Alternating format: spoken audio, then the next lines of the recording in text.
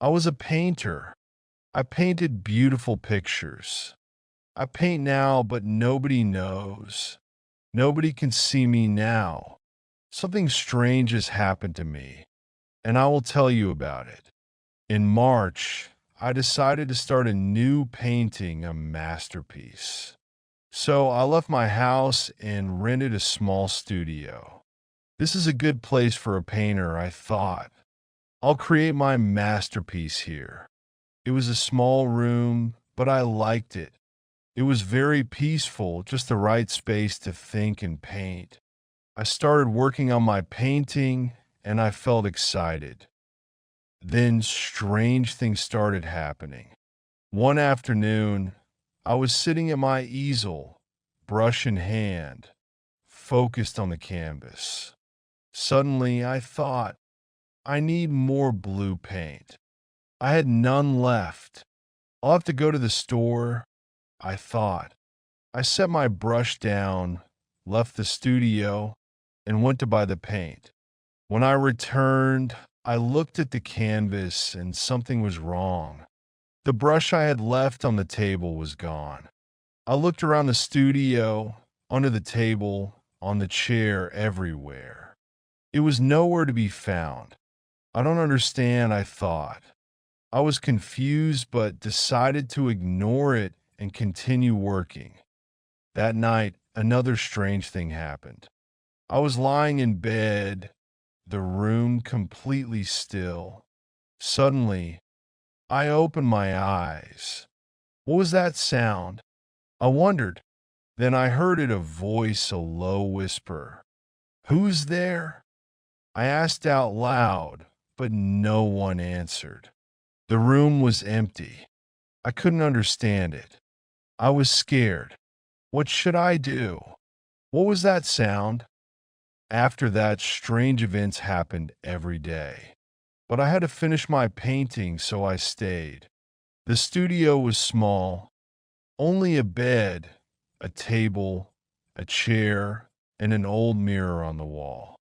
I liked the mirror. It had an antique feel to it. One day, as I stood in front of the mirror, I saw him, the other man. It wasn't me. He had a mustache and wore glasses.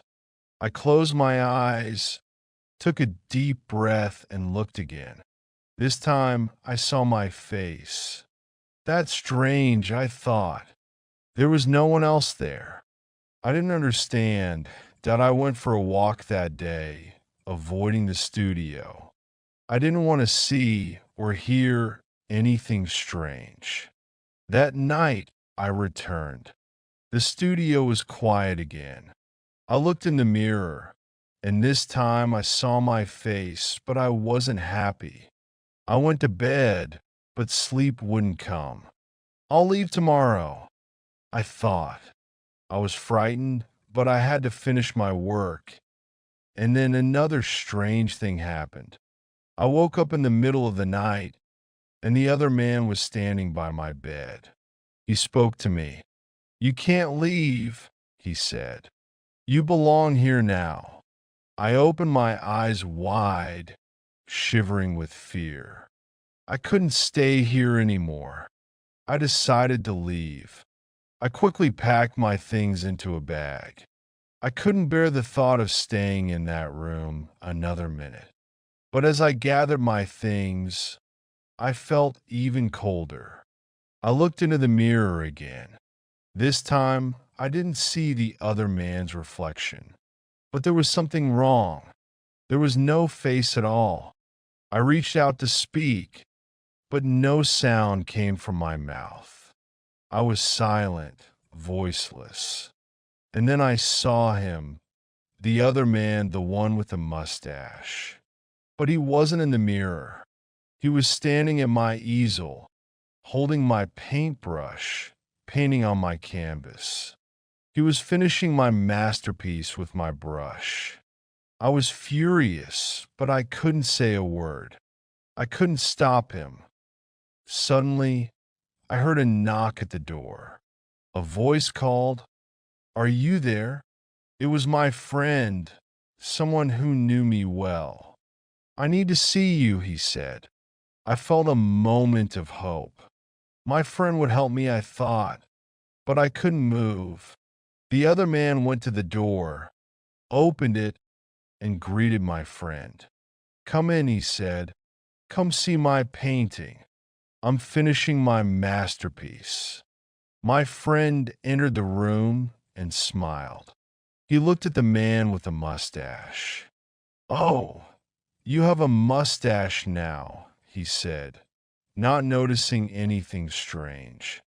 I tried to speak again, but nothing happened. My friend couldn't see me. He only saw the other man, and that's my story. The other man has taken my room, my face, and my voice. He will finish my painting too. But there's one thing he doesn't know. I can still write. I can tell my story, and I'm telling you now. The days went by, and I couldn't escape the feeling that I was fading away. The other man was living my life, painting with my hands, smiling with my face. But the more he took from me, the more I realized something. I could still see, still think, still remember. I wasn't completely gone. Not yet. Every time I tried to leave, every time I considered running away from the studio, I felt a coldness grip me. It wasn't just physical, it was something deeper, something that reached into my very soul. The other man was always there, watching, waiting. And it wasn't just that he had my life, he seemed to enjoy it. He had my hands, my face, my voice, but his eyes were different. There was something empty in them. He wasn't me. Even though he wore my skin point one evening, I tried again. I had to find a way to break free. I was tired of being invisible, tired of being just a shadow in my own life. I decided to confront him, to take back what he had stolen from me. But how?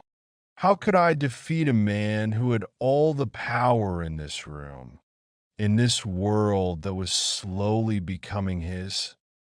I looked into the mirror again.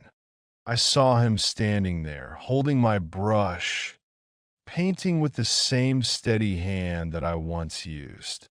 But something was different this time. His movements were stiff, unnatural. It was as though he was struggling, as if the paint wasn't flowing as easily as it once did. I saw a flicker of doubt in his eyes.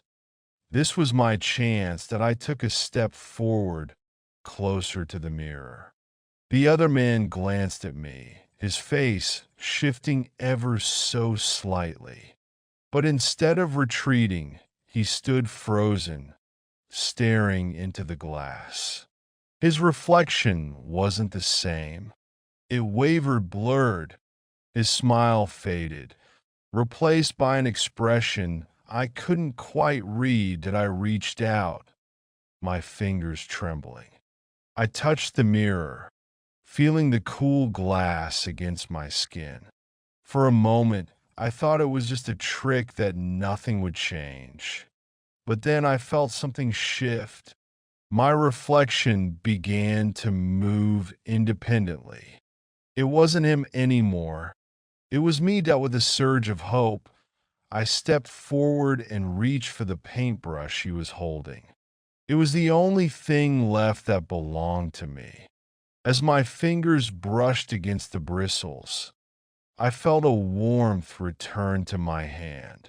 The connection between my body and my art was still there, still alive. The other man began to fade, his form becoming more transparent, as if the reflection itself was erasing him. I could feel the room shifting, the walls narrowing, the air growing thick. And then, as suddenly as it had started, everything went still. The room was quiet again. The mirror showed only my reflection now. Asterisk my asterisk face, my eyes. The other man was gone. I stood there for a long time, just breathing, feeling the weight of my body return to me. I could move. I could speak. I could paint again. But as I looked at the canvas, I realized that something had changed. The painting wasn't the same. It was still my work, but it had been altered, warped somehow. The strokes weren't mine, the colors unfamiliar. The brushstrokes were the other man's, and yet, in some strange way, they felt like a part of me that I looked at the mirror one last time. My reflection was still there, but I wondered, how much of myself had I really reclaimed? How much of the other man's touch was left in me? I didn't know the answer, but I knew one thing for sure. I couldn't stay in this studio any longer. It wasn't mine anymore. I had to leave to find a new place, to start over. The other man had left his mark on my life, on my art, but I still had the power to choose. As I packed my things and stepped out into the cold night, I felt free for the first time in months. The city was quiet, the streets empty, but the world was still there, waiting for me to find my place in it again. But I couldn't shake the feeling that somewhere in the shadows, the other man was watching. Maybe he wasn't gone for good. Maybe he was still waiting for his chance to return. And maybe, just maybe, there were others like him, other reflections, other lives, waiting to take what was mine. I walked out of the studio, feeling the cold air bite my skin. The city seemed different now, quieter, as if the walls around me were holding their breath. I kept telling myself that I was free, that the other man was gone, but a nagging doubt lingered in the back of my mind. Could I truly escape him? Could I really escape myself? The streets were nearly empty as I made my way through the familiar city, but something was wrong. The lights of the street lamps flickered more than usual, their glow unnaturally dim, casting long shadows that seemed to stretch farther than they should. I walked faster, the sound of my footsteps echoing in the silence. And then I saw it at a mirror, a large one, leaning against a shop window, reflecting the empty street in front of me. I froze. I hadn't expected to see a mirror here, not in the middle of the sidewalk, not on my path, but there it was, its surface smooth and polished, reflecting the world around me. I turned away quickly, but I could feel its pull, like it was calling me back, tempting me to look that I couldn't resist. Slowly, I turned around and looked into the glass that at first I saw nothing unusual, just my own face, my own eyes staring back at me. But then, as I continued to look, the reflection began to change. Slowly, my features shifted. My smile was replaced by a grimace. My eyes grew darker, colder, and then I saw him, asterisk the other man, asterisk, standing behind me in the reflection, his eyes glinting with the same emptiness I had seen before. That I gasped, stumbling back from the mirror, but the image of him remained. He wasn't just in the glass anymore.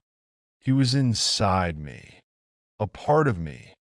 Why are you running? The voice came from behind me, and I spun around, heart racing. But there was no one there. Why are you running? The voice came again, This time from within the mirror that I felt my throat tighten. I couldn't breathe. I couldn't think. The city felt like it was collapsing around me, the streets stretching endlessly in all directions, trapping me. Then, in a moment of clarity, I remembered something. The last time I'd seen him, the other man had written. He'd taken my pen, my words. But what if those words weren't finished? What if somewhere out there, the other man was still writing, still creating my story? I had to stop him. I had to take back control. Turning away from the mirror, I started running. I didn't know where I was going, but I couldn't stay here. I couldn't let the other man take over. Not again. That I ran through the dark streets, past the silent buildings, ignoring the fear that gripped me with every step. I didn't stop until I found myself standing in front of another door. The old building was familiar. It was the same building where I had written my first stories, my first books that I pushed open the door and stepped inside. The room was dark, but I could still feel his presence. The other man was here in the shadows. I could hear the scratch of a pen on paper, the steady rhythm of his hand moving across the page. I walked toward the sound, my heart racing, and then I saw him. He was sitting at a desk, writing my book, my life, just as he had before. He didn't notice me at first. He was too focused on the words, too focused on the page. But I knew I had to act quickly. I couldn't let him finish. I couldn't let him have my life, my story, my soul. That I stepped forward, my hand reaching out for the pen that he was holding. But as I touched it, I felt a surge of energy, powerful, cold. The other man turned and looked at me, his eyes wide with shock. "You're still here," he whispered, his voice trembling. "I thought I got rid of you." "You didn't," I replied, my voice steady despite the fear coursing through me. "I'm not gone, and neither are you." He stood up, dropping the pen. "But I'm you," he said, his voice echoing with desperation. "I'm everything you wanted to be. I'm everything you left behind." I shook my head. "No, you're not. You're a shadow, a reflection, and I'm the one who decides who I am." I took a step closer, and the other man backed away. His face contorted with anger, but there was fear in his eyes now. The fear of losing everything. The fear of fading away, just as I had once feared. "You can't stop me," he said, his voice shaking. "I'll always be a part of you." I smiled, the truth settling in my chest. "Not anymore." With a final step forward, I grabbed the pen from the desk. I felt its weight in my hand, not his, and I began to write. I wrote with all the strength I had left, with all the power of my will. The words poured out, my story flooding onto the page, pushing him out, pushing the shadow away. And as the last words left my pen, I knew it was over. The other man was gone. He was just a memory now, a part of the story I had written. I looked around the room, and for the first time in what felt like forever, I felt whole. The air was still, the room quiet. There was nothing left to fear. That I had taken back my life, my voice, my story, and now it was mine to finish the end.